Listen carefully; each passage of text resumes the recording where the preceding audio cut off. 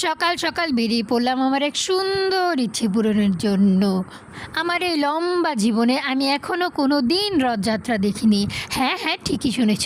ভেবেছিলাম আগেরবার যাব, কিন্তু আমার পরীক্ষা থাকায় আমি আগেরবারও রথযাত্রা দেখতে পারিনি। আর এখানে আমরা খুব সকাল সকাল চলে যাই। আমি কিন্তু একা যাইনি। আর চলে যাওয়ার কারণে এখানে প্রথমেই দেখছিলাম রথটা কীভাবে সাজাচ্ছিল, যেই দেখি এখনও কিচ্ছু করা হয়নি। আর এক দাদা এখানে ফুল দিয়ে অনেক সুন্দরভাবে রথটা সাজাচ্ছিল। তারপরে এখানে কলা আর কাঁঠালও বাঁধা হচ্ছিল। এগুলো কেন বাঁধা হয় আমি জানি না ঠিক, কিন্তু অনেক সুন্দর করে সাজানো হচ্ছিল, তাই আমি ঘুরে ঘুরে দেখছিলাম একটু।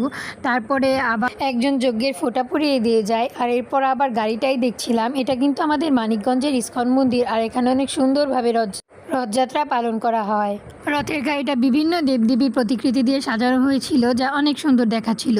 আর এখানে গোলাপ, গাঁদা ফুল, কলা এসব দিয়েই রথটা সাজানো হচ্ছিল। আর মন্দিরের পাশের ঘরটাতে তাকাতে আমি দেখতে পেলাম এক সুন্দর দৃশ্য, যেখানে এক ছোট্ট প্রভুজি আর এক প্রভুজিকে তিলক পরা। ভেবেছিলাম এই মন্দিরে অনেক তাড়াতাড়ি রথ বার করা হয়, কিন্তু আমার ধারণা ছিল একদমই ভুল।